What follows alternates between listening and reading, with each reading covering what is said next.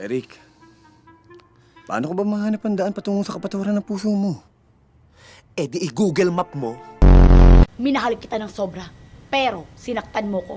Sinaktan mo ko dito, pati dito, pati dito! Naging acidic ako sa kakastress sa'yo. Pakialaman nyo ng lahat, wag lang makatagyawat ko! Dahil lahat ng mga lalaking nakilala ko, iniwan lang ako. Pero itong mga tagyawat kong to, they choose to stay. Kaya sa mga tagyawat kong to, my forever, si Raul.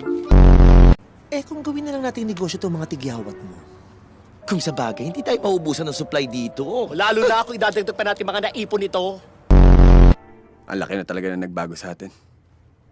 Kung pwede lang natin ulit-ulitin yung panahon. Madali lang naman eh. Paano? Eh di ulit-ulitin mo. Panahon.